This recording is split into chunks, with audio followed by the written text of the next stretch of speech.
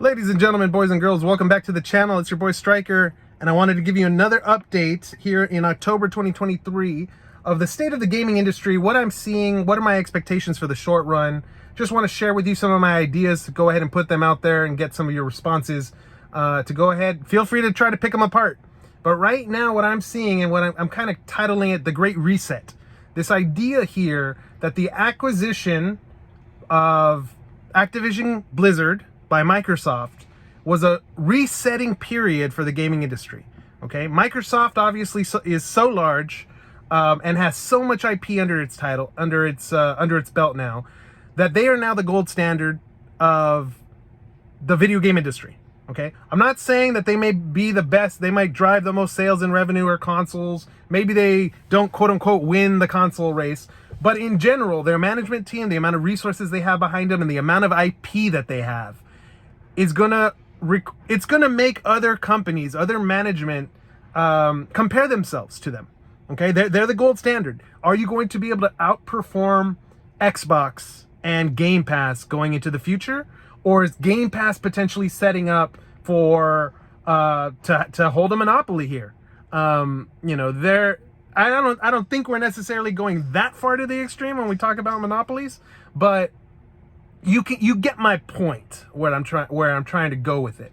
Okay, all of this is being driven by macro. Right now, macroeconomics is number one issue across the board. Okay, you're seeing and you're hearing layoffs at gaming studios left and right. You're hearing about esports organizations either reducing prize pools like Dota and the International, or you're even hearing about mergers and acquisitions from Saudi Arabia purchasing ESL.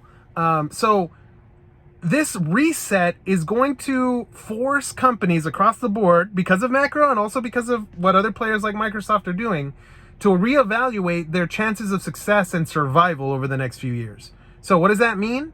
A lot of companies are going to be calling it quits. They're already starting to, and that's resulting in layoffs.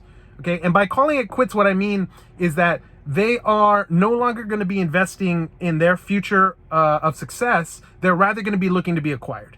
Okay, they're going to be looking for companies that want to put their foot in the gaming industry. This can be companies like Netflix. This could be Disney. We've already hearing rumors about Disney wanting to acquire Electronic Arts, which makes sense. I mean, Disney has ESPN.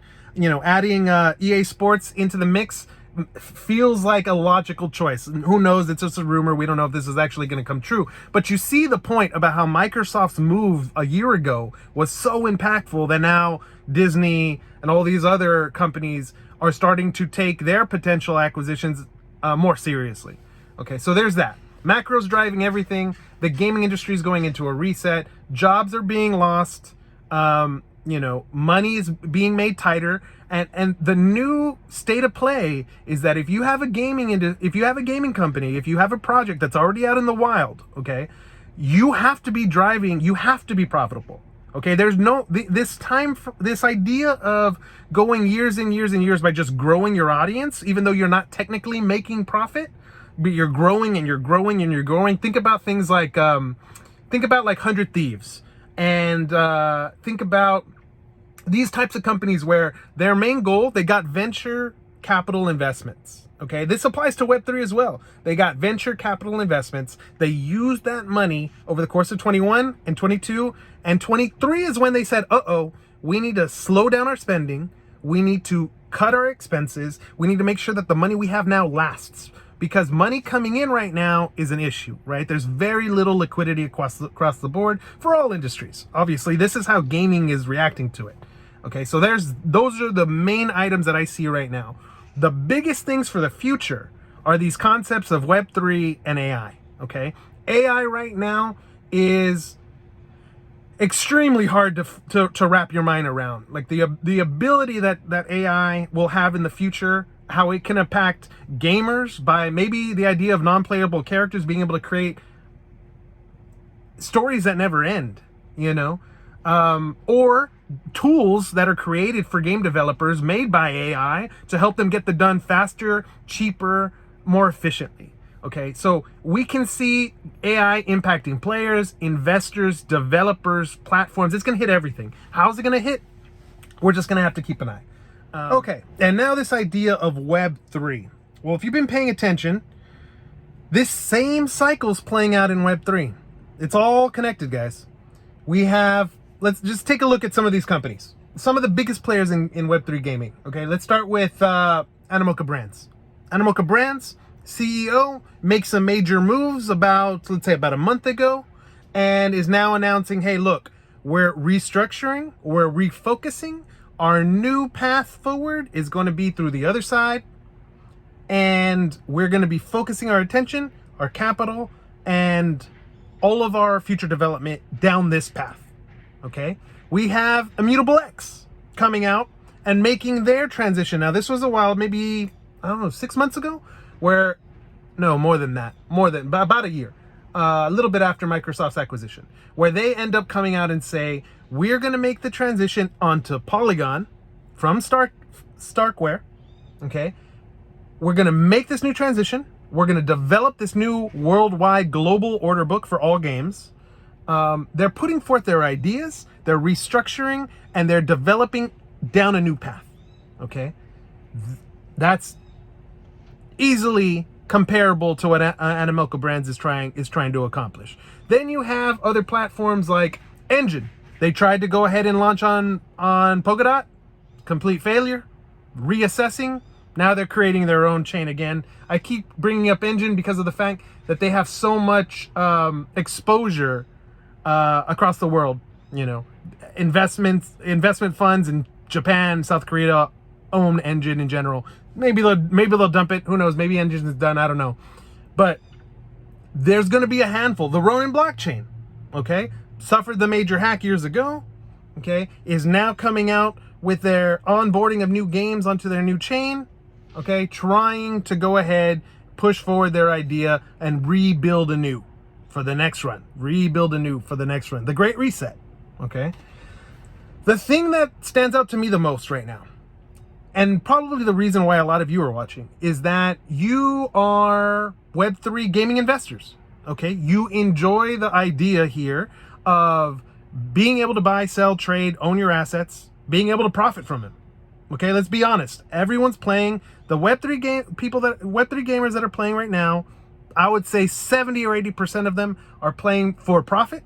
Maybe the other 20 are because they're brand new to the space, learning, think it's interesting. Oh, they can make a buck, cool.